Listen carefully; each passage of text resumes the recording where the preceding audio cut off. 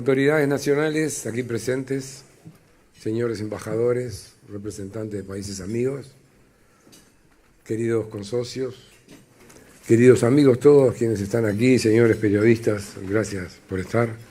Hoy es el cuarto encuentro que nosotros hacemos con los precandidatos a la presidencia de la República. Estos eventos realmente han sido importantes. Nos han dejado a cada uno de nosotros, quienes participamos de estos eventos, la opinión de cada uno respecto a la marcha de nuestro país y a lo que proponen para que este país pueda seguir como estamos, cambiar para algún lugar y poder competir en el mundo, insertarse o no insertarse en el mundo. Son todas cosas que nosotros entendemos desde el Consejo Directivo de la Asociación de Dirigentes de Marketing, son muy importantes para nuestra decisión. Una decisión que no es menor. Esto ocurre cada 5 años. 5 años son mucho tiempo y también es muy exiguo. Pero va el destino de nuestro país en la decisión que nosotros tomemos. Por tanto, yo lo que quiero decirles a todos quienes han estado acá y al señor senador de la República que hoy va a hacer su presentación, nuestro agradecimiento y el deseo de triunfo para cada uno de ellos. Así que lo recibimos como hacemos habitualmente en nuestra institución, que les recuerdo, este año la Asociación Dirigente de Marketing cumple 75 años de historia. 75 años de historia, recuerden todo lo que ha pasado en nuestro país, es muchísimo tiempo. Ayer recibimos la llamada de la Asociación Argentina de Marketing para felicitarnos y ellos me decían, estamos cumpliendo 36 años. Nosotros estamos cumpliendo 75 años este año, que es una maravilla. Pero yo quería, para concentrarme, invitar al senador doctor Luis Lacalle Pou para invitarlo a presentar su programa y lo que él piensa respecto de nuestro país, el camino que hay que tomar. Por tanto, vamos a testimoniar su presencia con un fuerte aplauso e invitarlo a subir acá.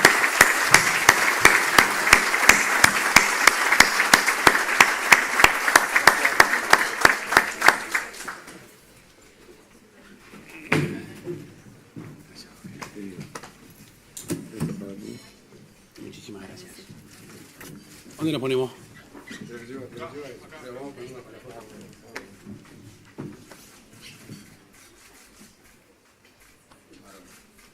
Muy bien, ADM le testimonia al senador Lacalle con su presencia aquí con una obra pictórica. Adelante, por favor. Muy buenos días para todos.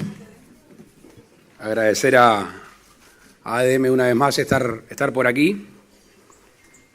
Hace pocos días, cuando estaba planificando qué conversar con ustedes, fui a ver el video de hace 5 años. Sí, constaté que el tiempo pasa en lo físico y por suerte también en lo intelectual y en lo anímico. Y revisé un poco de qué se había tratado aquella exposición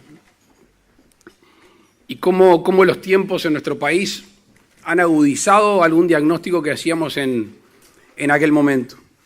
Y se agudizó el diagnóstico, creo yo, en base a la inacción. Recordaba que en el año 2012 algunos economistas partidarios y otros independientes alertaban sobre alguna situación del país y aquí se dijo por varios precandidatos sobre ese tema y lamentablemente no se actuó. Y cuando estaba viendo a ver qué conversar con ustedes hoy, nosotros venimos ahora del 8 de abril que presentamos nuestro programa de gobierno, sobre el cual voy a hacer alguna referencia, un discurso extenso de 1 hora y 20. Dije, bueno, no quiero esta mañana del miércoles 24 de abril hacer pasar un desayuno de 1 hora 26 de discurso. Digo, ¿qué es lo que les puedo agregar? ¿Qué es lo que les puedo dejar? ¿Y saben lo que voy a tratar de hacer? Voy a tratar de exteriorizar lo que sentimos, lo que pensamos. Yo hoy quiero tratar de contagiarles un mensaje de optimismo.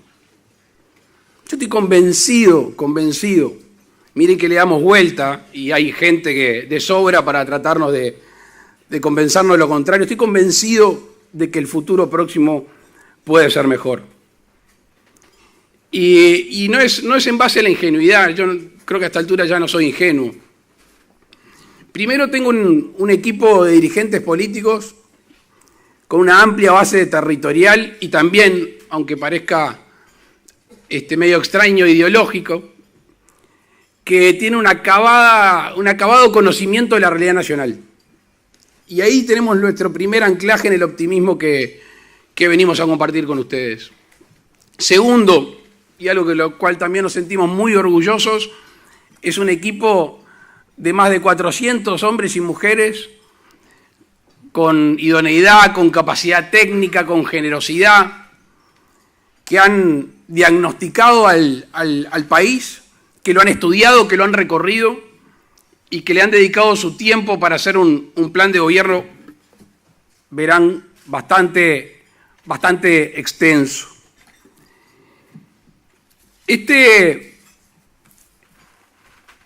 equipo, al cual yo le agradezco todos los días de mi vida, además de dedicar ese tiempo, lo pone al servicio del país y a través de un proyecto político. Que eso para mí tiene una doble responsabilidad, elegir un partido político para llevar adelante los planes propuestos. Y este programa de gobierno, que tiene una gestación de 1 año y medio, visitas a todos los departamentos, asociaciones, agremiaciones, ciudadanos comunes,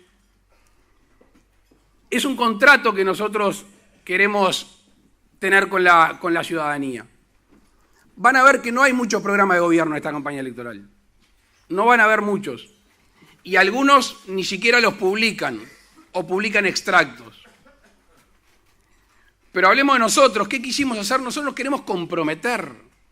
Queremos tener esa especie de contrato con la opinión pública, decir, bueno, si el día de mañana eligen a este elenco político, con este elenco de técnicos, este es el contrato que nosotros vamos a llevar adelante.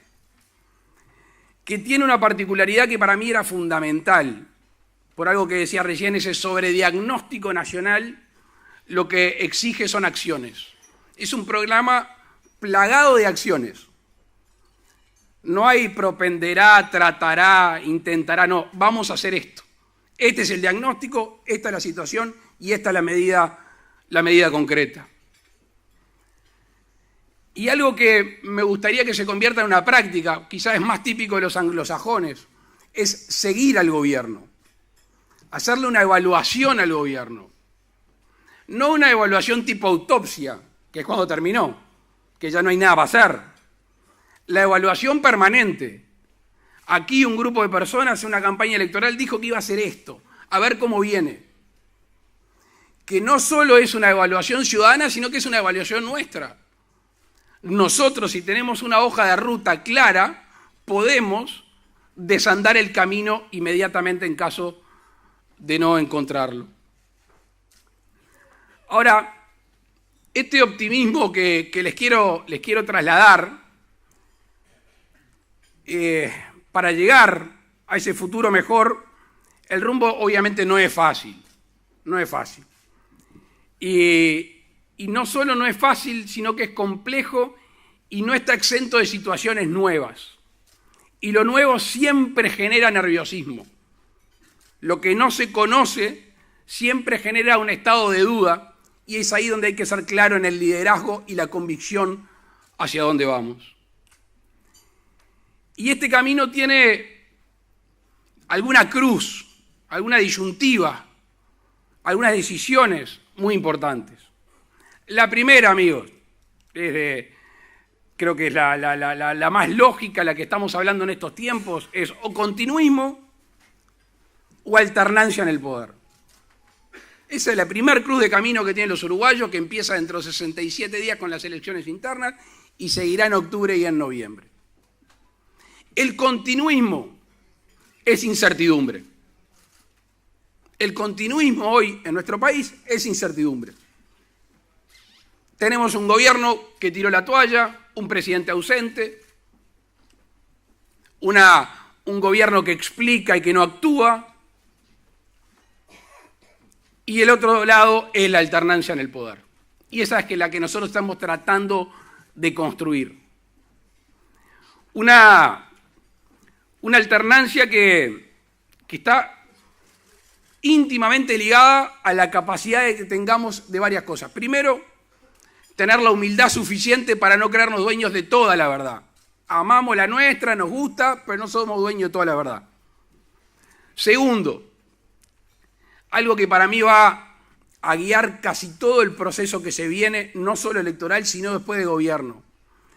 Dos conceptos bien entrelazados: sentido común y coraje. Yo estoy convencido que la gran mayoría de las decisiones que tiene que tomar nuestro país están ahí, bien claritas, son de sentido común y que tienen que estar acompañados de un impulso, de una espalda, de alguien que se haga responsable. Y por eso el coraje. Y como creo que esos dos conceptos son los que necesita el próximo gobierno, estoy convencido de que esta alternancia, que va a ser única en la historia del país, única, es la primera vez que vamos a tener que conformar un acuerdo entre 4 o 5 partidos políticos. Es la primera vez. Los que ya tenemos algunos años en política tenemos que cambiar el chip y decir, esto ya no es gobierno de partido único, el Frente Amplio estos últimos 3 periodos, ni es volver atrás a los partidos fundacionales. Y lejos de ser una dificultad, el tener que acordar con más va a generar una espalda mucho más ancha política y va a generar un crédito popular mucho más importante.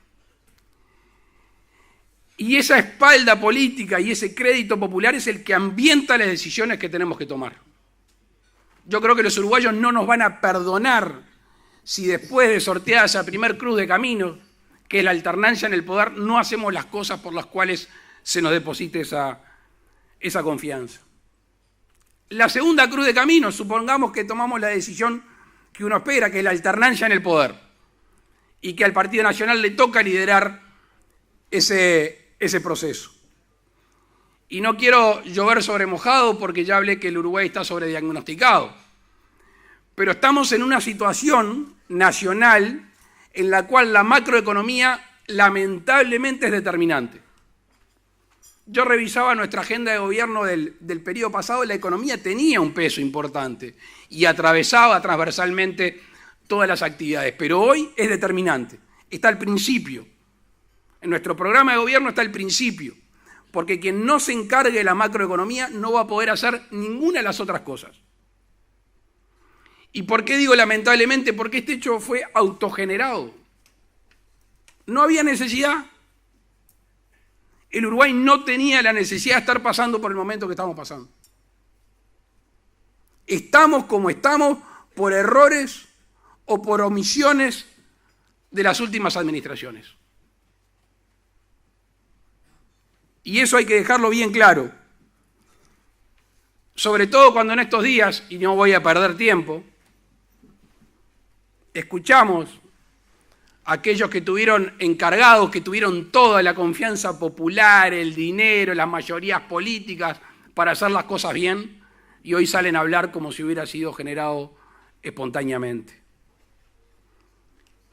La situación la conocen. Desde el déficit fiscal, la deuda, la inflación, el desempleo creciente, hay que hincarle el diente. Y ahí está la segunda cruz de camino. Quien asuma el 1 de marzo del 2020 tiene que actuar sobre la macroeconomía, tiene que actuar sobre el déficit fiscal. Y ahí se abren dos caminos. No hay camino del medio. El primero, el que algunos dirigentes importantes del Frente Amplio están esbozando y la práctica que han tenido hasta el momento, impuestos, tarifas y combustibles. Receta que fracasó, amigo. Fracasó. En la última rendición de cuentas rascaron la lata, 112 millones de dólares. Ya no saben qué nombre ponerle a los ajustes fiscales, pero fracasaron. Con lo cual, para equilibrar el déficit fiscal hay que gastar menos y gastar mejor, no hay misterio. Y esa es una discusión que hay que dar. Porque el que no hable de esto en campaña o está faltando a la verdad o no entiende de qué se trata. Y nosotros nos la jugamos.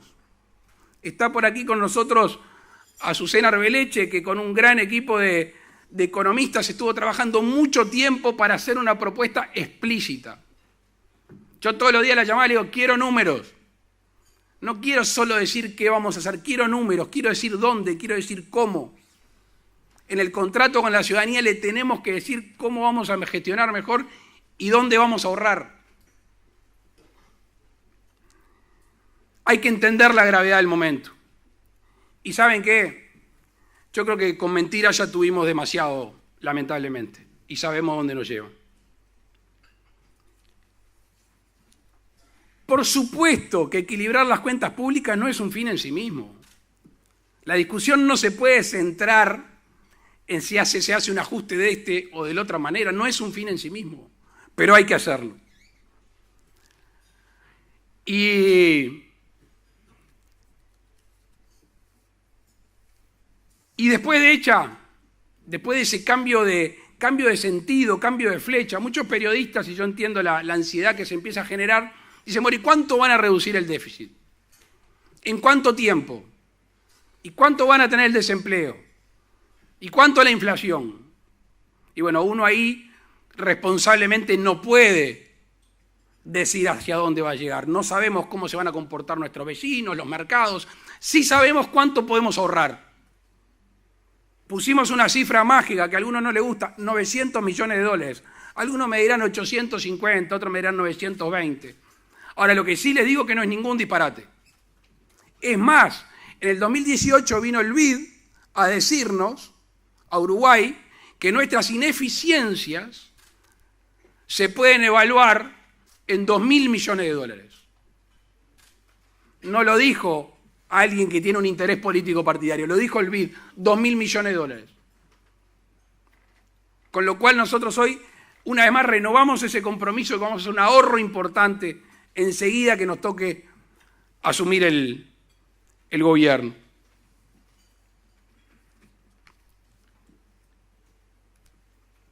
Cambiar la flecha es autoimponerse responsabilidades también. La tan mentada regla fiscal. Vamos a dejar las cosas claras. El gobierno actual no tiene una regla fiscal.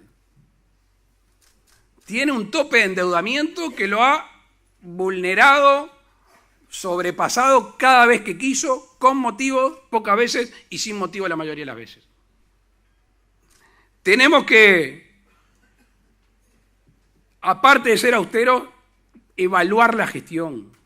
Y les quiero hablar de eso un poquito más adelante. En Uruguay, lamentablemente, no se mide, no se evalúa, no se tiene método en las cuestiones económicas y en las cuestiones humanas en las cuales me quiero detener más adelante. La tercer cruz de caminos, amigos, o tenemos un gobierno, o tenemos un presidente que se haga cargo, que se haga responsable, o tenemos un gobierno relativista, irresponsable, que busque todo el tiempo excusas. Y eso es determinante en la próxima gestión de gobierno. Yo creo que ya lo dije en esta casa, pero hace muchos años me enseñaron lo que era el poder deber, un derecho-obligación.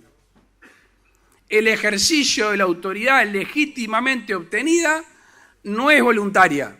No la dejo ahí y la uso cuando quiero.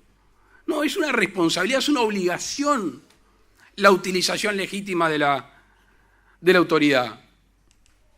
Y por eso hay que recuperar un gobierno con ganas. Un gobierno que vuelva a trabajar en acuerdo con sus ministros. Un presidente que despache con sus ministros. Que los siga, que les pida, que los exija. El Consejo de Ministros no es donde se gobierna. El Consejo de Ministros es donde se armonizan las políticas. Las políticas sectoriales, las profundas, se hacen en acuerdo. Hacerse cargo también es tener la dimensión de las urgencias. No podemos tener un gobierno lento, un gobierno trancado, un gobierno de análisis interminables. Porque los tiempos de la gente son demasiado importantes para no incidir sobre ellos. Y por eso nosotros cuando soñamos en este proceso que creemos que lo vamos a poder transformar, y nos dicen, ¿cuál es el día más importante del gobierno? Yo le digo, no, el día más importante del gobierno es el lunes 25 de noviembre a las 3 de la tarde. Y alguno me dice, pero no empezó el gobierno, y ese es el tiempo importante. Lunes 25 de noviembre a las 3 de la tarde, cuando entra el presidente electo de la República con su equipo a la torre ejecutiva a empezar la transición con el presidente de la República. Eso es fundamental. Y ahí la transición. Dos ejemplos bien opuestos. Transición a la Argentina, que te dejan la banda colgada por ahí y el presidente se va, o una transición a la chilena. Las transiciones uruguayas siempre han sido transiciones civilizadas. Uno espera que el gobierno saliente empiece a dar información, empiece a abrir las cosas y empezar ese proceso como que dos gobiernos que coexisten, el formal y el que está planificando su periodo. Y después de esa transición que tiene justamente el traspaso del poder, también tiene la conformación de mayorías parlamentarias. Y ahí hay un elemento fundamental, yo vengo insistiendo ya hace mucho tiempo, que es la ley de urgente consideración. ¿Por qué insisto en eso? Porque el primer año de gobierno no tenemos presupuesto propio. Un gobierno asume y está casi un año sin presupuesto propio. Es más, ya se votó el presupuesto que vamos a tener en la rendición de cuentas del año pasado. Si nosotros venimos con un montón de reformas, algunas presupuestales, otras estructurales, otras administrativas, y no podemos avanzar, tenemos un año perdido. Y ustedes no nos van a perdonar que el gobierno pierda ni 3 meses. Y por eso tenemos que armar en el proceso de la transición un proyecto de ley de urgente consideración. Va a ser como el documento, sobre todo vamos a jurar el compromiso de la coalición de gobierno. Que ya está haciéndose, que se reciben aportes, se reciben ideas. Hemos pedido en agremiaciones, en cámaras, que nos den aporte. Y estoy hablando de aportes chicos y estoy hablando de aportes grandes. Para el 1 de marzo que ingrese formalmente al Parlamento ese proyecto de ley de urgente consideración y a los pocos días el gobierno esté andando.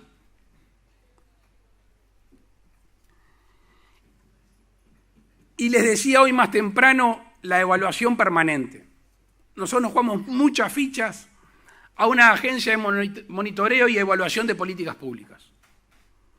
No se asusten, no son cargos nuevos, no son nada nuevo. Es simplemente una coordinación de primer nivel que va a estar situado en Presidencia de la República, que va a estar el director de OPP, que va a estar el ministro de Economía y el prosecretario de la Presidencia de la República.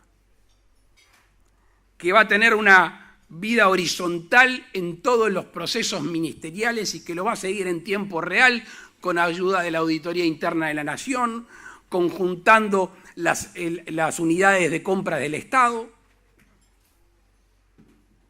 al mismo tiempo estando online para que los uruguayos vayan controlando esa actividad. Esa agencia de monitoreo y evaluación es fundamental en los 5 años que vienen. Va a ser el que detecte prontamente cuando hay algo que no están dando, cuando hay una carretera que no se está haciendo, cuando hay una tarifa que se está mal cobrando. Por eso a esa agencia le asignamos mucha importancia. Ahora, en este camino rumbo a un futuro mejor, un futuro próximo mejor, está basado también en que el gobierno asuma, que sea consciente cuál es su tarea. Sus tareas, que no son pocas. A mí a veces me preguntan los periodistas, ¿cuál es la primera medida que tomaría? Le digo, no me hagas contestarte, no tengo una prioridad. El gobierno avanza con una batería de medidas, cada uno en su rubro y en su ámbito. Pero notoriamente hay 2 elementos fundamentales. Primero, asegurar la convivencia pacífica entre los uruguayos. Que eso atraviesa no solo el tema de seguridad pública al cual me voy a referir, pero atraviesa una relación permanente entre nosotros. Tenemos que bajar los decibeles de confrontación. No puede ser que el uruguayo esté enervado, que la práctica constante sea el conflicto y no la cooperación. No hay sociedad que avance si la práctica es el conflicto. Y asegurar la convivencia pacífica en nuestro país se conformó en tema de primera necesidad, que obviamente uno siempre lo focaliza en temas de seguridad pública, y es cierto. Y de ahí me voy a hacer cargo yo. Obviamente que trataremos de tener un gran ministro del Interior, pero el presidente de la República tiene que estar arriba de eso. Ese tema es vital. Y les quiero comentar algunas medidas. Lamentablemente ayer el ministro del Interior descartó una de ellas, de plano, que es la legítima defensa policial, que es una legítima defensa presunta, relativa y no absoluta. Estamos con policías que se están jugando la ropa, le están tirando a matar. Los delincuentes están mejor armados y conocen el territorio. ¿Qué tenemos que esperar? Y por eso hay que cuidar al que nos cuida, el agente policial tiene que estar cuidado. Tenemos que...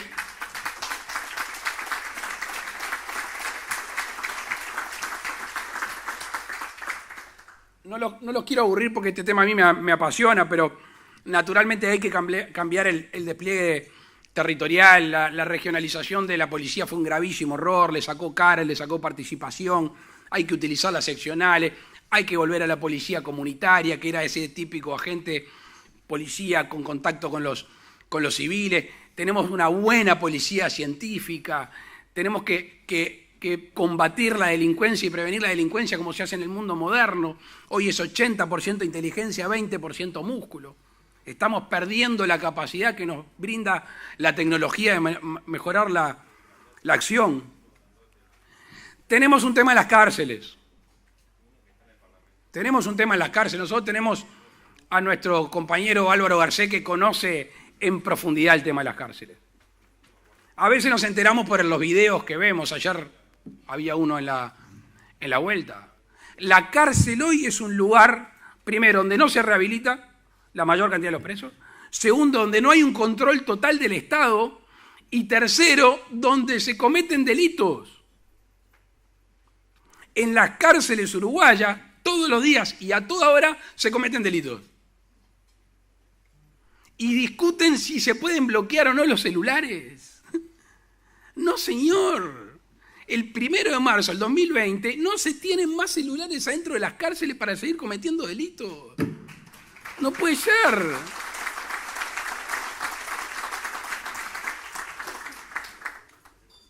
Y como...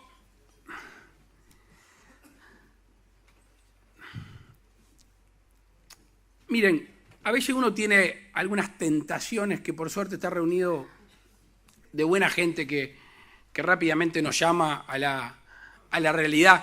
Lo que no podemos tener en este camino a un futuro mejor son gobiernos refundacionales.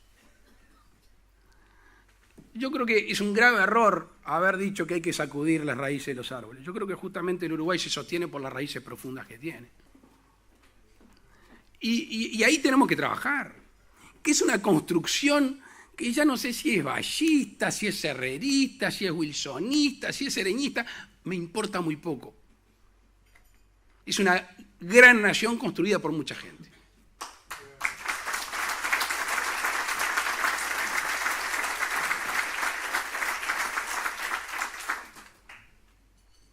Y hay que reconocer cosas bien hechas. O no se hizo nada bien en estos 15 años. No podemos ser hipócritas.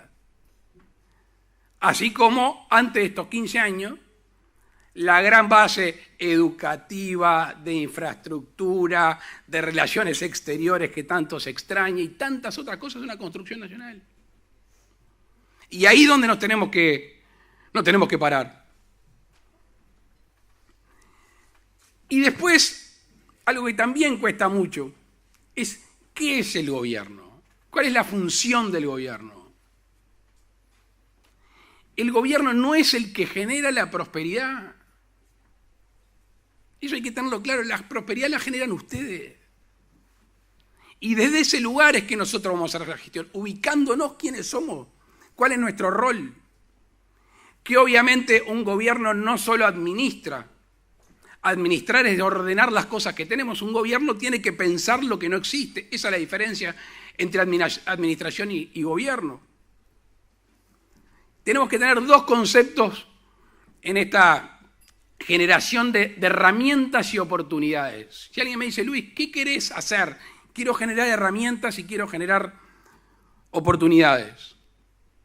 Y trabajar dos líneas vitales que se entrelazan, que es la libertad y la justicia social. Y para mí una no puede estar ajena a la otra. Van de la mano. La libertad y la justicia social. Por eso este camino de rumbo al progreso, rumbo a un mejor futuro, obviamente que tiene unas tareas sobre las cuales me refería hoy más temprano. Tenemos que trabajar fuertemente en bajar los costos de producir, comercializar, industrializar en nuestro país. Lo tenemos que hacer. Y por eso, cuando hablamos de ser austeros y ahorrar 900 millones de dólares, no es simplemente para tenerlos ahí, es para devolverlos. Es para bajar el déficit, es para trabajar sobre la macroeconomía, pero al mismo tiempo aflojarle el cinturón. No podemos seguir trasladando ineficiencias públicas al sector privado. ¿Qué culpa tienen los privados de que fundan Pluna, ANCAP y todavía sigamos pagando la regasificadora que no se va a hacer? Hay que ser claro con eso. Y eso se tiene que mirar el espejo el Estado, el gobierno. No puede ser siempre trasladar las ineficiencias.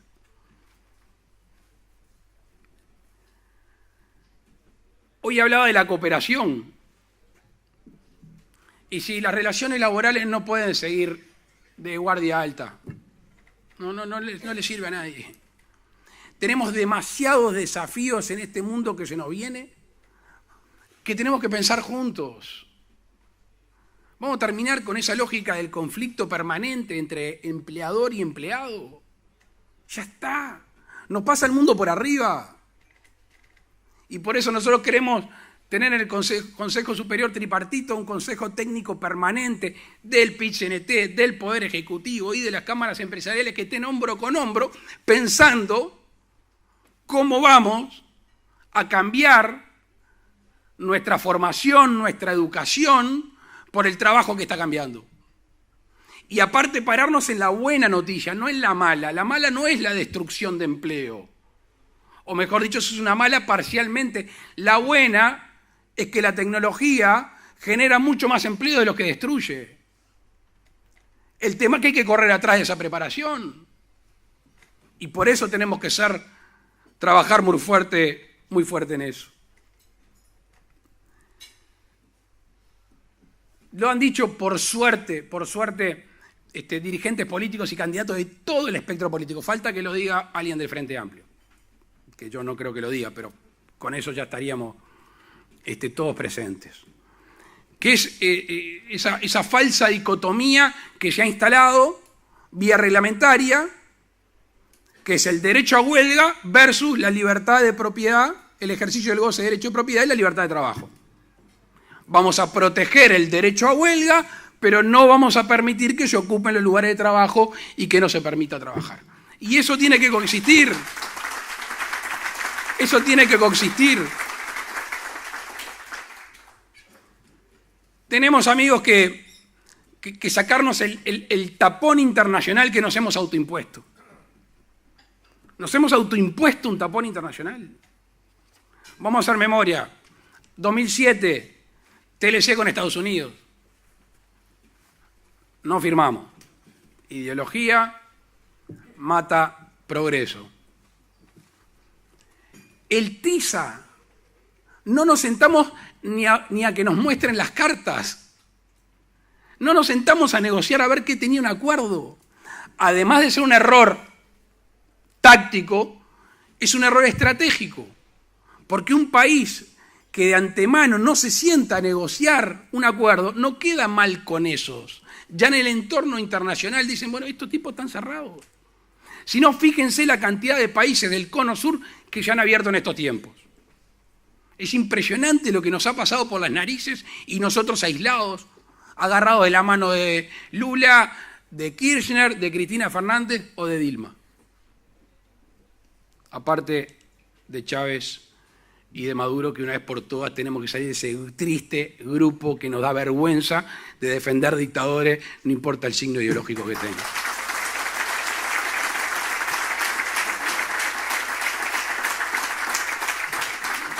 Yendo a lo práctico, un mapa de mercados. Los mapas de mercados habría que construirlos y deconstruirlos en cuestión de meses.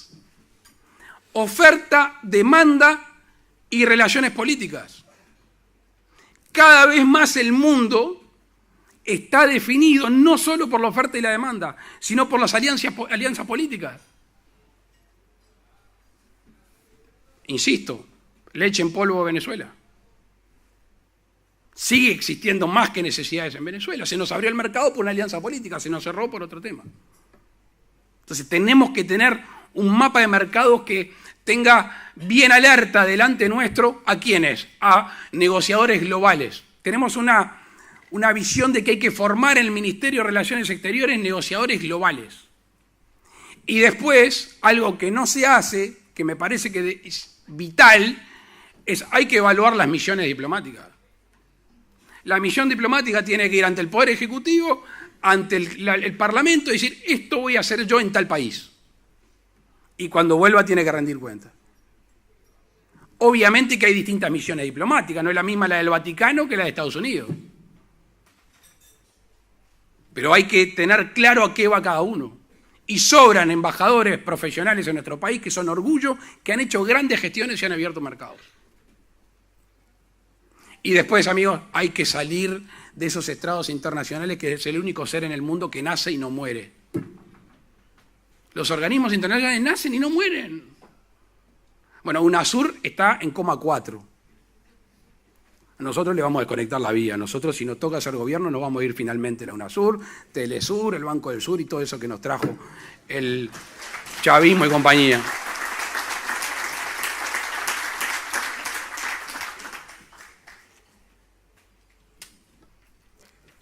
Fíjense cómo ha cambiado el mundo en estos pocos tiempos. El Atlántico Norte dejó de tener peso. Se trasladó al Pacífico. Miren los países de América del Sur del Pacífico, la cantidad de tratados de libre comercio y de acuerdos que han firmado. Nosotros el único avance que tuvimos en 15 años fue con Chile. El otro día hablamos con la señora embajadora de Chile la complementariedad que podemos tener y que tenemos que hablar mucho. Ustedes tienen que ser parte nuestra de la salida del Pacífico. Esos países han abierto su ventana al mundo, al Asia. Perú es uno de nuestros socios comerciales más importantes en el arroz, por ejemplo. Tenemos que trabajar, tenemos acuerdos de complementación económica con casi todos los países que participan en la LADI. Bueno, tenemos que avanzar. Pero no nos podemos quedar quietos acá en el Mercosur a ver qué es lo que pasa con las elecciones argentinas o qué tal resulta el fenómeno Bolsonaro. Nosotros tenemos en nuestro programa un fortísimo impulso a la micro, pequeña y mediana empresa. Yo me alegro de que el equipo de economía tenga esa sensibilidad, tenga ese conocimiento y sobre todo a Azucena que haya hecho hincapié hasta tercamente en prestarle atención al 70-80% de la economía nacional que son las pequeñas y medianas empresas. Y ahí tenemos que generar un estímulo tributario, un estímulo de mercado, un estímulo de participación en el exterior. Tenemos gran parte de nuestras fichas puestas en el que todos los días se levanta a laburar, a ver un taller, un comercio, una confitería. Ese es el uruguayo que genera la gran masa crítica de trabajadores en nuestro país. Algo que creo que empieza a cambiar más que porque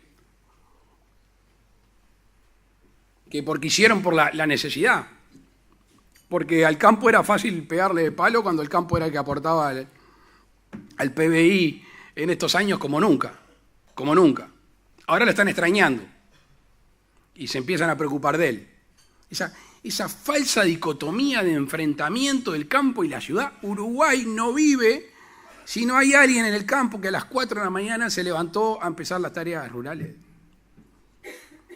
Y no estoy hablando de los pueblos interiores de la ciudad del interior, estoy hablando del Uruguay todo, con toda esa cadena que llevan los productos agropecuarios, que ojalá pudiéramos tener más cadena y menos primarización de la economía.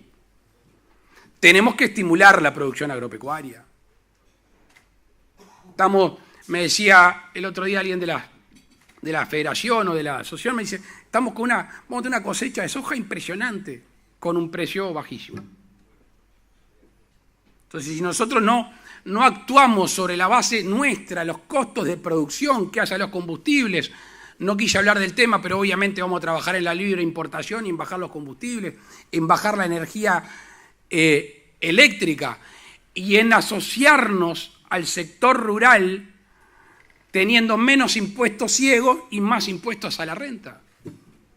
Ganen mucha plata, señores, que nosotros vamos a cobrar el impuesto a la renta. Pasa por ahí. Socios de la producción. La infraestructura es un debe nacional.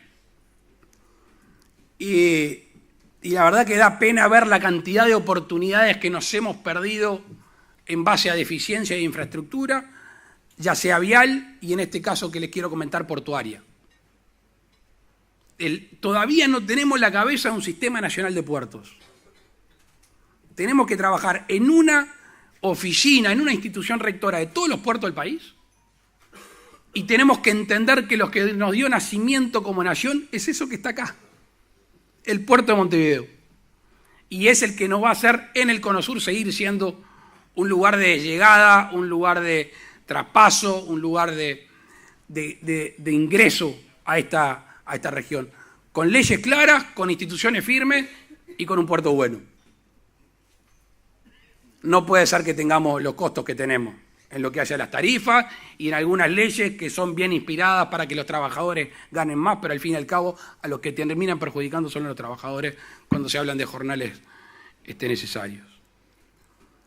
Tenemos que cambiar la cabeza en las concesiones.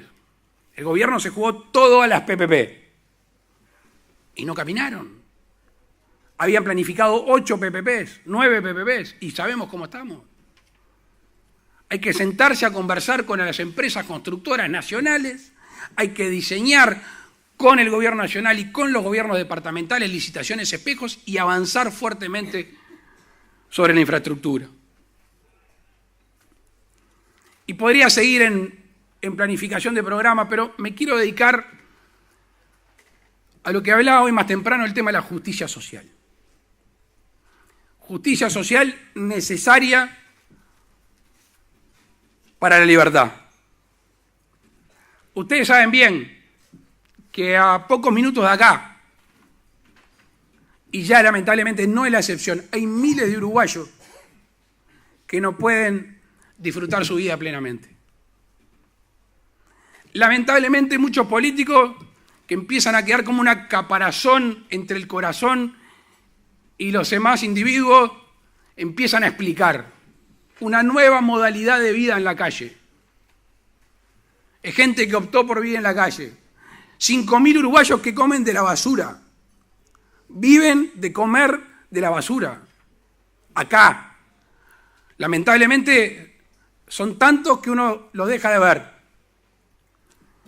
Y por eso el gobierno que viene tiene que ser muy justo, más justo que nunca en la distribución de los recursos humanos y de los recursos económicos.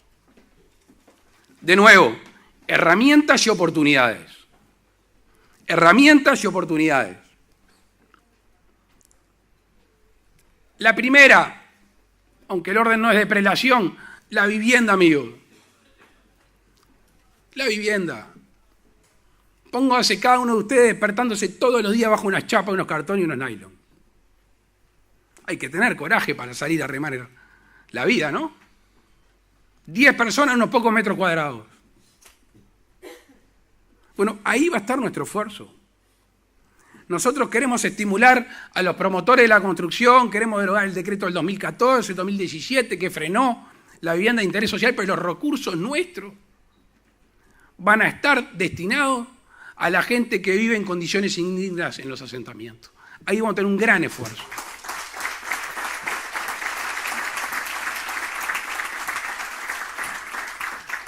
Que no lo vamos a terminar en 5 años. Nosotros creemos que lleva un proceso de 10 años, pero hay que empezarlos. Y al mismo tiempo hay que facilitar a aquel que no tiene un acceso a una vivienda digna, que no vive en un asentamiento. El gobierno del Frente Amplio abandonó a la gente de los menores recursos en los planes de vivienda. Los abandonó. Tiene un tema testimonial bien inspirado en el plan Juntos, pero es testimonial. Salvo el MEVIR, que sigue por su inercia de tantos años de comisiones en la zona rural mejorando la vivienda, los han abandonado. Tenemos que empezar a pensar mecanismos nuevos de alquiler. Yo entiendo que la 14.219 es una ley hipergarantista, pero el mundo moderno, primero hay alguna gente que tiene menos respaldo que un taburete, otro que no consigue una garantía, otro que no sabe cuánto tiempo va a vivir. Hagamos una ley de alquileres de rápida ejecución en caso de incumplimiento y que la gente pueda tener una vivienda. Hay 40.000, 50.000 viviendas vacías en nuestro país. Algunas son del gobierno, del Estado. La educación, amigos. Ahí tenemos un problema enorme. Tenemos un problema enorme, que es el desconocimiento de la utilidad de la herramienta. Y voy a explicarme. Uno pide algo, uno pide una herramienta cuando la conoces, cuando valorás que sirve, cuando le das una utilidad. Bueno, lamentablemente en nuestro país hay mucha gente, y algunos tienen razón, primero que no conocen la herramienta. Los que más la necesitan muchas veces son las que menos lo conocen. Y segundo, la conocen pero no le dan el sentido de utilidad. ¿Para qué voy a estudiar si yo voy a trabajar de esto? Yo no tengo modo de progresar en mi vida. Ni tengo un ejemplo cercano, ni tengo un estímulo. Y lo que me enseñan no me sirve. Y tienen razón muchas veces. Por más esfuerzo de muchos docentes, muchas de las cosas que estamos enseñando y en las condiciones que estamos enseñando no asegura que la gente pueda progresar. Así que yo le quiero decir claramente, nuestra definición es, allí donde más se necesita, vamos a pedirle que vayan a los mejores profesores y le vamos a dar más presupuesto, porque si no, esos chiquilines no van a estar en igualdad de condiciones en el futuro.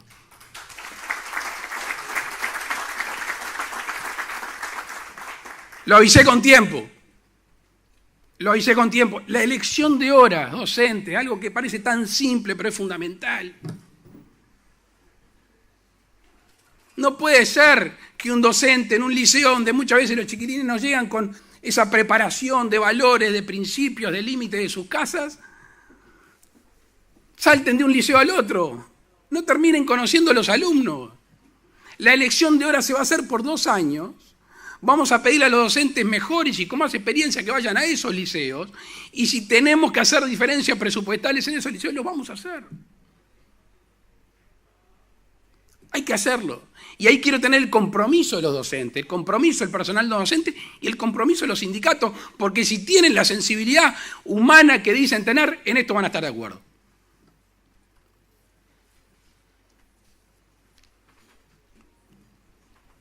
Tenemos un tema geográfico también. Se siguen cerrando escuelas rurales.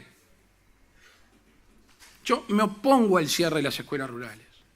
En el presupuesto nacional es nada, y si uno piensa en un país descentralizado, lo peor que puede hacer es cerrar escuelas y liceos rurales. Hay que mantenerlos, hay que sostenerlos con un agregado que la modernidad nos ayuda enormemente, que es la educación a distancia. Que hay algún programa piloto incipiente.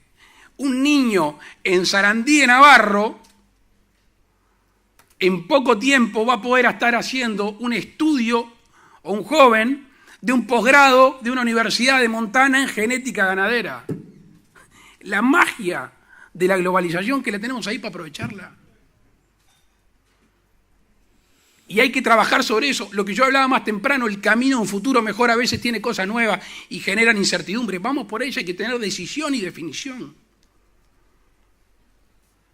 Tenemos que cuestionarnos el tema del MIDES. ¿Está cumpliendo el MIDES con el rol que tiene que cumplir Ministerio de Desarrollo Social? Yo no quiero ser contundente decir que no lo cumple con nadie, pero mayoritariamente los 270 millones de dólares de presupuesto muchas veces no van o no han logrado mejorar la vida de miles de uruguayos. Su desarrollo social no ha sido sostenible. Y no han querido investigar por miedo que descubramos, que sabemos que hay un enorme clientelismo político, que es una falta de generosidad, es un egoísmo con la gente que más necesita en nuestro país.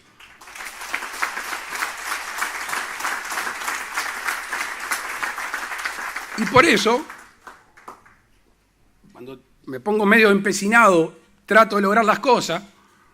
En el 2007, cuando conocí a Pablo Bartol, cuando lo fui a ver a Los Pinos, dije, este hombre tiene que trabajar conmigo, o yo tengo que trabajar con él, mejor dicho.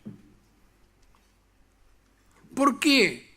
No porque haga milagros, es porque transforma, porque conocí un oasis dentro del gran no se puede de gente que cambia. A los mismos uruguayos que 3 cuadras para allá dicen que no van a cambiar. Lo mismo, hermanos a veces, primos, amigos.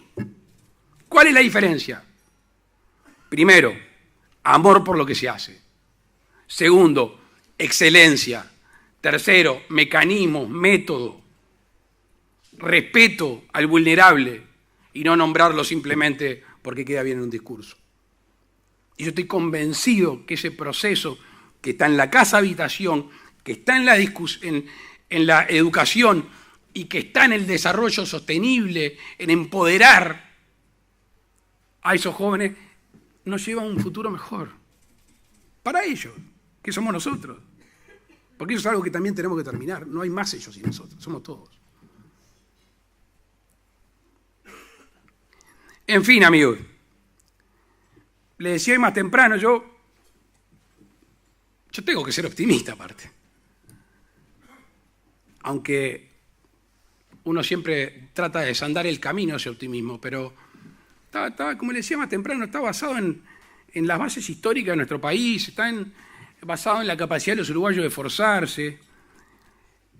Y ¿saben qué? También, déjenme hablar bien de nosotros un minuto, está basado en que tengo un gran equipo. No saben lo bien que me siento con mi equipo político y técnico. Me siento que el peso que tenemos que cargar arriba de los hombros del país lo distribuimos entre muchos y muy buenos. Pero hoy ando con ganas de pedirles un compromiso. Porque muchos de ustedes mueven el país, saben que mueven el país. Saben que sus decisiones empresariales, comerciales, industriales, productivas, mueven la aguja del país. Y yo no puedo perder la oportunidad. Si hoy más temprano dije que la prosperidad no la generan los gobiernos, que nosotros generamos oportunidades y herramientas. Y por eso todas esas herramientas, todas esas oportunidades que le comenté, el esfuerzo que vamos a hacer, yo les quiero pedir 3 cosas a ustedes, 3 cosas. Si yo, me pongo en primera persona, y si yo hago lo que les comprometo acá, yo les pido 3 cosas. Primero, que confíen. Segundo, que inviertan. Y tercero, que generen fuentes de trabajo. Ese es el compromiso que yo les quiero pedir. Yo voy a hacer mi parte. Porque ¿saben qué? El futuro mejor está acá, a la vuelta de la esquina. Y lo mejor de todo es que depende de cada uno de nosotros. Muchas gracias.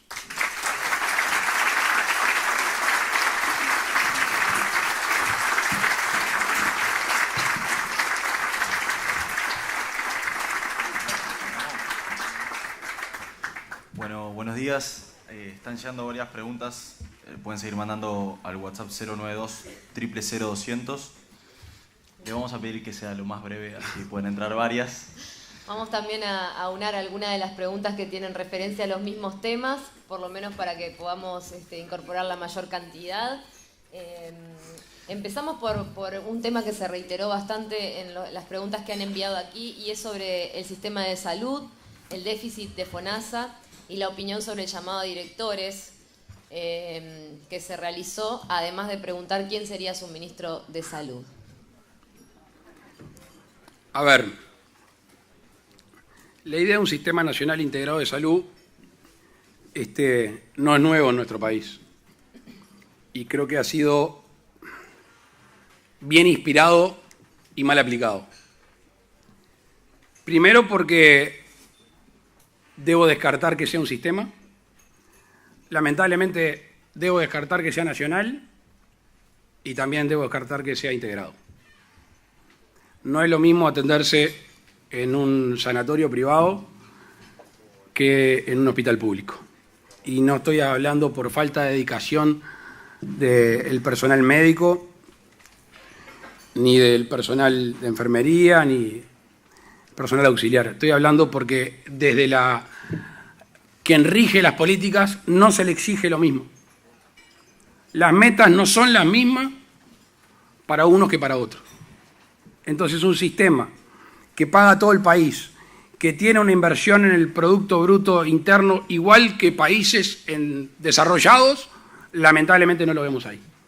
Entonces, cuando se votó la ley de salud, cuando se escribió sobre el papel muchas de las cosas que se debían cumplir, como pasa, no hay fiscalización, no hay dedicación, y lo cumplen algunos y no lo cumplen otros. Si tenemos un tema de asistencia primaria a la salud, tenemos un tema de emergencia y tenemos un tema, lamentablemente, que todos ustedes han compartido o han escuchado, que es el tema de aquellos que necesitan un medicamento de alto costo, que las historias personales son tristísimas.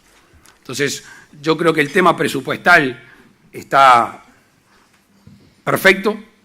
Creo que con los recursos que tenemos, si optimizamos, coordinamos, integramos y lo hacemos nacional, no debería haber problema. Tengo por acá gente de la industria farmacéutica que nos ha arrimado también alguna idea al respecto de cómo mejorar las compras, cómo de alguna manera tener un amplio abanico de medicamentos que día a día se van generando y se van aceptando. Con respecto a la distribución de centros importantes, hemos hecho un esfuerzo grande en el IMAE de Salto, el de Tacuarembó que falta que arranque. Creo que al norte del Río Negro tenemos que tener más presencia. Miren una decisión equivocadísima, garrafal, de las autoridades de la salud en nuestro país. Corríjame los médicos de mi equipo, acepto que me corrijan acá, pero de la gente que se atiende en ACE en Montevideo, el 70% aproximadamente está en Montevideo Oeste. Cuando ACE pudo hacer o hizo una compra de un sanatorio, compró un sanatorio en la Vuelta al Obelisco, que hay la mayor densidad de camas de todo el país. Cuando el programa nuestro hace mucho tiempo sostiene que hay que construir un hospital en el Cerro. Por menos dinero, capaz de lo que se compró ese sanatorio. ¿Ven una decisión equivocada? No es un tema de recursos, es un tema de gestión y es un tema de política. Hay una pregunta referida a la inversión de UPM y a lo que comentó en el acto en La Paloma, vinculado que estaba dispuesto a renegociar todos aquellos puntos que fueran necesarios renegociar. La pregunta hace referencia a qué puntos cree que se debería renegociar, y yo le agregaría si en este tiempo de campaña ha tenido algún contacto con la gente de UPM. Te empiezo por la última. Sí. La primera vez que me reuní formalmente fue en el 2014, cuando me dijeron que por determinadas razones de índole internacional y nacional había una ventana de instalación de uno de los grandes jugadores, que en Uruguay ya estaban, que tenían el régimen de zona franca, que tenían la materia prima, que creen en la institucionalidad nacional y que tenían una predisposición a instalarse acá en 2014. Después me reuní en el 2016 con los uruguayos y los finlandeses, me hicieron su línea de tiempo, que obviamente el gobierno no cumplió y se ha atrasado, pero desde el año 87 que nosotros tenemos solo una visión. Nosotros estamos parados en un lugar, desde el año 87, pasando por el 2003, creo que fue el Tratado de Protección de Inversiones con Finlandia, siempre hemos tenido la misma visión. Lo que no quiere decir que no tengamos una aproximación crítica. ¿Qué es lo que yo le critico a esta instalación de la empresa? Que el gobierno no negoció para los uruguayos, el gobierno negoció para la empresa. Se supone que si el proceso de negociación es exitoso, ¿qué tiene que pasar? Primero, que la empresa se instale. Segundo, que nos cueste la menor cantidad de dinero. Al gobierno le pedían tal cosa, lo daba, tal cosa, lo daba. Por fuera, dicho sea de paso, de algunas competencias. El viaducto que va a construir el puerto afuera del recinto portuario no es competencia portuaria. Nosotros votamos en contra del directorio de eso. ¿Y se va a poder negociar alguno de los yo creo que el gobierno entregó todo. ¿Cuál es la película que yo estoy viendo? Que van a dejar solo una cosa. Porque, a ver, el contrato, que vamos a discutirlo jurídicamente, es una hoja de ruta, de ahí se desprenden contratos puntuales. Por ejemplo, el de la vía férrea, por ejemplo, el del puerto. Y ahí se van, ahí sí, formando y formalizando contratos. El que es ineludible para la instalación de la empresa, según tenemos entendido, es la derogación del decreto que permite las ocupaciones. Y yo creo que la lapicera del doctor Vázquez no va a tocar una hoja para firmar eso. Entonces se lo va a dejar al próximo gobierno. Y nosotros eso lo vamos a firmar, porque ya lo hemos dicho, no para UPM, sino para todo el país. Hay otra... ¿Cuánto puedo negociar? Lo que me dejen negociar. Los voy a defender a ustedes. Voy a tratar de que la empresa se instale, que ya se va a instalar porque va a vías de instalarse, y voy a negociar mejor para ustedes. No hay que tomarlo panfletariamente, esto no es contra nadie. Al revés, insisto, siempre estuvimos en el mismo lugar. Simplemente queremos que los uruguayos gasten menos plata para que se instale una empresa. Otra de las preguntas hace referencia al presupuesto de la educación y pregunta concretamente si tiene definido un porcentaje del Producto Bruto Interno para la educación. Y a mí me gustaría agregarle, hizo referencia a pagarle más a esos docentes que vayan a los lugares donde se necesita más. ¿Tiene pensado una escala diferencial de pago de sueldos para esos docentes? Sí, en realidad con esto último no inventamos la pólvora. Nosotros en lo que estamos pensando es en comunidades educativas, ¿no? Es un centro educativo con su director, con su plantel docente, el personal no docente, en determinado lugar. Es más, estamos pensando que esa vida del centro educativo tenga la posibilidad de ser medida y aumentada su presupuesto en caso de rendimiento. El estímulo, nosotros queremos ir a una sociedad de estímulos, de mejora. Entonces, obviamente, el pago de los docentes, porque vamos a pedirle que lo tienen más experiencia, vayan a esos centros que se les necesitan, y después el presupuesto del propio centro educativo, que puedan tener actividades extracurriculares, que hagan más deporte, que tengan una sala de informática. Yo creo que si hay un estímulo, seguimos teniendo gurises que de la nada se van a la NASA. Hay una materia prima nacional, que es el individuo, que es el uruguayo, que donde le das la posibilidad, se luce no en Uruguay, se luce en el mundo. Entonces, ya está, el camino es claro, hay que hacerlo política de Estado. Sobre el presupuesto en la educación, me niego a que los muros se pinten 4,5 o 6%. Porque no quiero más cifras, no quiero el Uruguay de los porcentajes, no quiero más el Uruguay de las gráficas. Bueno, pero de alguna forma es un compromiso. Yo lo que quiero es el Uruguay de las caras, de las personas, de la mejora, del desarrollo sostenible del individuo. Obviamente que eso se llama también presupuesto, pero la discusión no puede ser un porcentaje, la discusión es si estamos logrando con el dinero que tenemos los resultados que queremos, y eso se mide en las personas. No, el problema es, desde el frente, uno de los puntos que utilizan es, si usted gana, va a recortar presupuesto para la educación. Eso es uno de los ataques que está recibiendo en la campaña. Ahora me estás haciendo de periodista tipo nota, Pablo, por deformación profesional y personal. Sí, yo tengo dos opciones. Quedan 67 días para la interna. Ojalá que podamos ser los elegidos dentro del partido y seguir la campaña. Tengo dos opciones. O contestar agravio, descalificaciones y mentiras, o hablar con la gente y proponerle qué es lo que yo voy a hacer. La verdad que me tienta lo primero, pero mi obligación es lo segundo.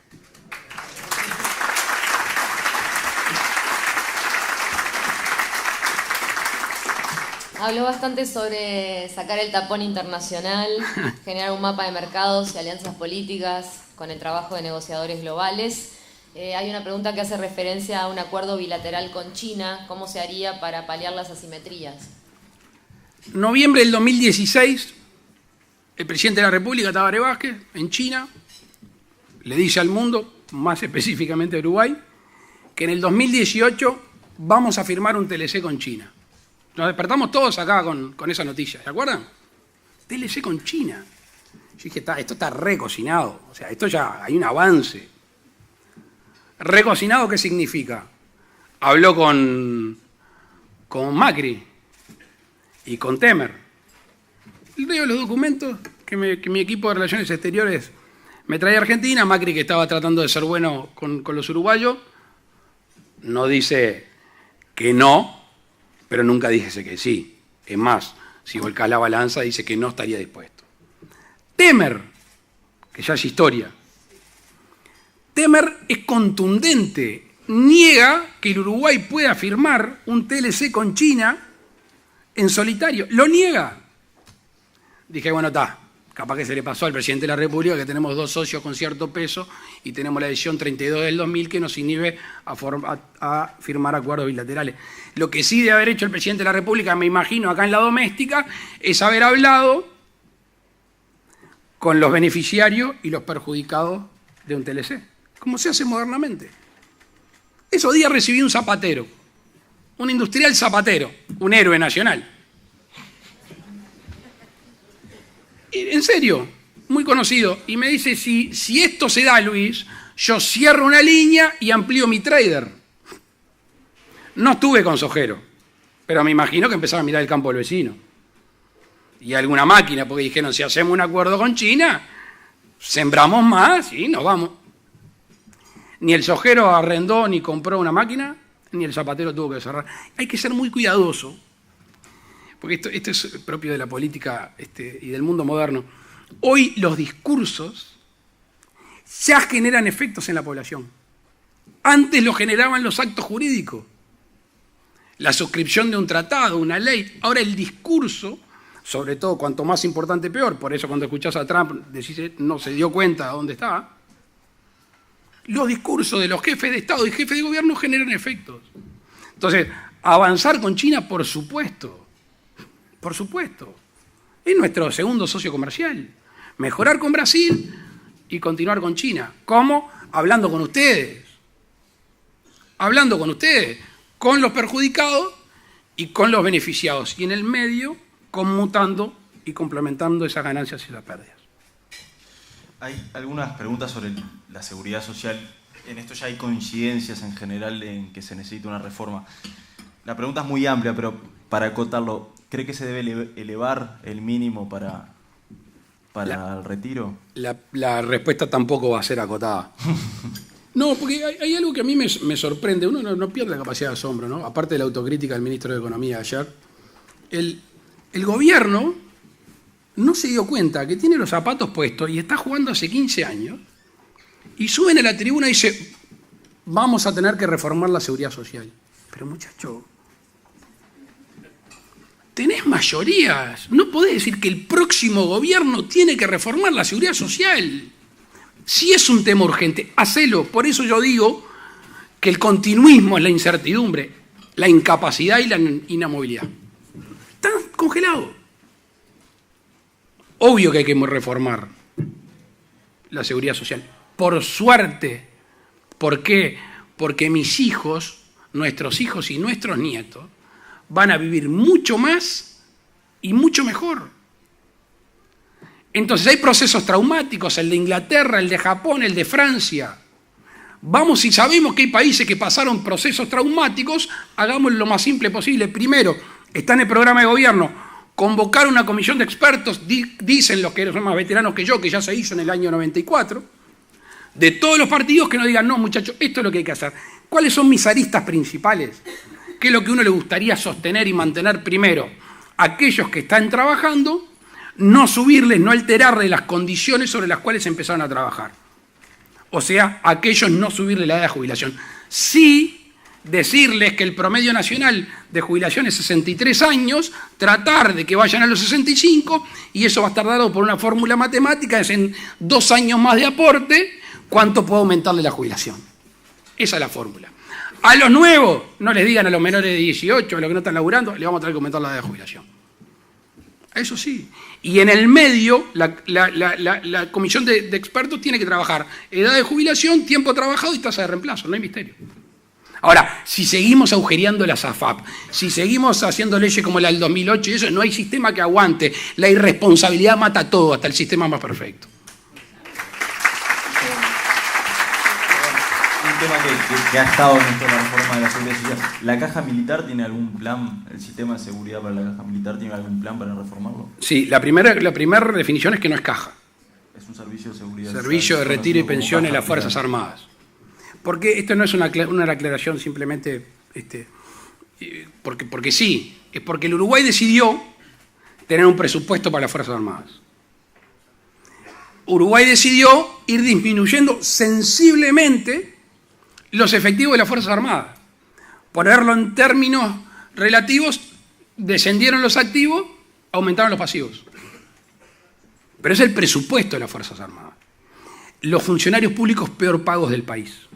Y los que nos sacan la castaña del fuego y todavía le siguen pasando, que son los militares de la dictadura, porque hay gente que vive el enfrentamiento con las Fuerzas Armadas. Entonces, se está votando una ley orgánica militar. Ayer de noche recibía un informe sobre los asesores en esa materia. Yo creo que hay que reformar la actividad militar. Les tomo un minuto más. Política de Estado, política nacional, política de defensa y estructura de las Fuerzas Armadas, su despliegue estratégico y táctico en el país. Primero tenés que tener una política nacional, después tenés que tener una política de defensa y después tenés que saber qué Fuerzas Armadas querés. Por ejemplo, hoy Uruguay no puede cuidar su mar territorial. Hace 8 años que estamos hablando de patrullas oceánicas, 3, pedimos a los franceses, holandeses, chinos, italianos, faltaron sin aviso. Hemos agrandado nuestro espacio. Segundo, al norte del Río Negro no sabemos quién pasa y con qué pasa por el espacio aéreo. Tenemos 2 radares, uno fijo y uno móvil. No tenemos aviones, obviamente no tenemos casas que tienen, ni tenemos la capacidad de practicar la ley de derribos que yo ya anuncié que soy favorable a estudiarla. El ejército, el delito que más ha aumentado y que es este efecto dominó con otros delitos, ¿cuál es? El narcotráfico. En Uruguay se entra y se sale por donde quieras y con lo que quieras. El despliegue de los batallones, los escuadrones, de los regimientos, tiene que cambiar. Tiene que fronterizarse para de alguna manera proteger no solo el ingreso de droga, que muchos, sino el ingreso de terroristas, que también son algunos que entran y salen con pasaportes falsos. Entonces, esa es. Después, para ir más a tu pregunta, sí, yo creo que hay que aumentar la edad de retiro de los militares, obviamente, y los militares lo saben.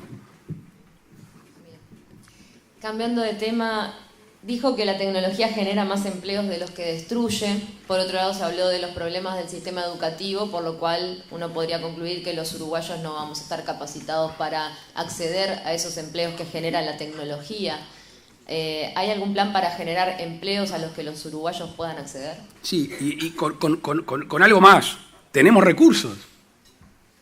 Porque ¿cuál es el primer problema que uno dice? No tenemos recursos. Tenemos en el INEFOP millones de dólares tenemos, que aportan los empresarios, entre otras cosas. Entonces ahí tenemos la posibilidad de formación. La jornada laboral, amigo, es historia.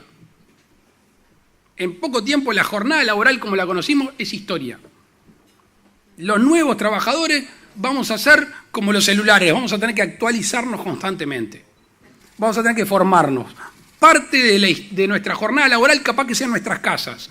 Otra es formándonos, estudiando.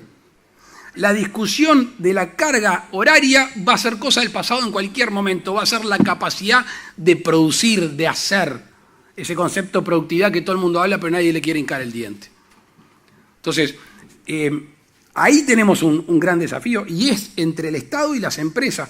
Está por acá gente que me ha hablado de algo que lo incluimos en el programa, porque nos gusta escuchar mucho, el tema de la formación dual. La formación dual, Alemania, y me corregirán si algún otro país, viene a suplir o ayudar aquello que decíamos hoy, aquellos que no entienden que la herramienta de la educación es algo de progreso. En cambio, en este caso, estás estudiando y laburando. Estás estudiando y ganando plata. Entonces, rápidamente entras en un circuito virtuoso de preparación. La capacidad que tengamos de generar un enorme abanico de oportunidades de distintos tipos de educación para la mayor cantidad de individuos, esa es la capacidad de éxito. Y hay dinero para formarlos. El tema es que un día que pasa es un día perdido, y por eso la angustia nuestra, ¿cuál es? No tengo acá mi celular, que tengo cuántos días faltan para que termine el gobierno, pero tenemos un gobierno que tendría que estar corriendo, marcando, jugando, levantando centros, y está en la tribuna y dice, che, el que venga va a tener que hacer tal cosa. Es el tiempo de los uruguayos, es una falta de respeto a la vida de los uruguayos. No hacer nada.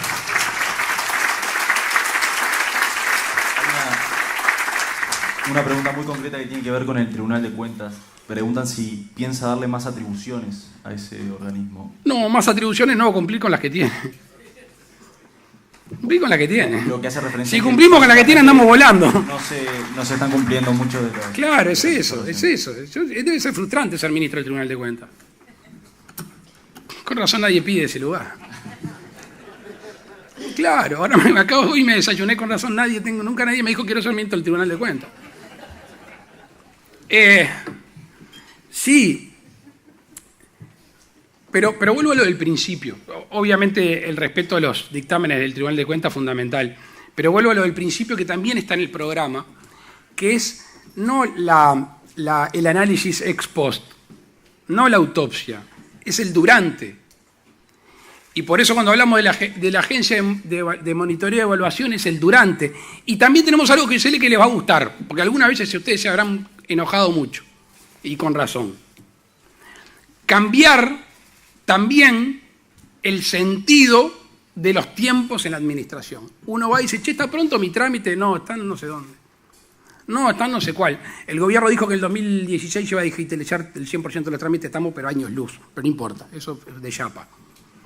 Lo que queremos trabajar es el silencio positivo de la administración. Por suerte lo han planteado otros partidos políticos. Si yo presento un trámite en cualquier oficina del Estado y el Estado no me contesta en determinado tiempo, está aprobado el trámite y que se haga cargo de la administración. Porque no puede ser que yo te haga un día, otro día y otro también. No puedes andar con la partida de nacimiento por todo el país para demostrar que estás vivo. Una vez que la partida de nacimiento ingresó a un organismo del Estado, le tiene que comunicar a todo el resto del Estado que estás vivo y que sos tú.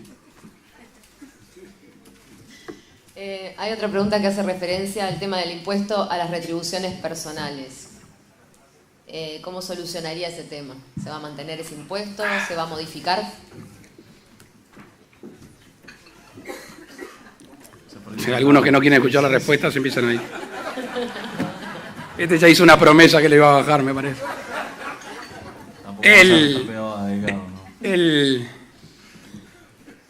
Y la situación ha cambiado. La situación ha cambiado. Lamentablemente yo hace 5 años me paré acá y dije cosas que hoy no puedo decir. Entre otras cosas porque la campaña electoral nuestra no es solo basada en ganar las elecciones, es prepararnos para gobernar. O sea, lo que yo diga hoy tiene que ser posible si nos toca hacer gobierno. Parece perogrullo, pero a veces no es así. Entonces, cada compromiso que yo asuma, ustedes tienen que saber que yo lo voy a poder cumplir.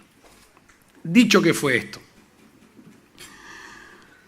Obviamente el IRPF debería de tender a ser sobre la renta neta y no bruta. Obviamente que ha desestimulado en muchas franjas el trabajo.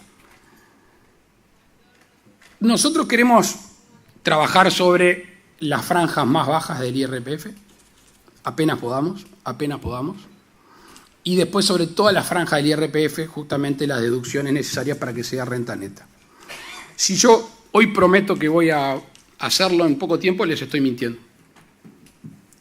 Y para mentirosos creo que ya tuvimos demasiado. Y lo mismo con el IAS, amigos, aprovecho. Yo en la campaña pasada dije que iba a derogar el IAS el 1 de marzo del 2020. Y estoy convencido que es un impuesto que no tiene base constitucional.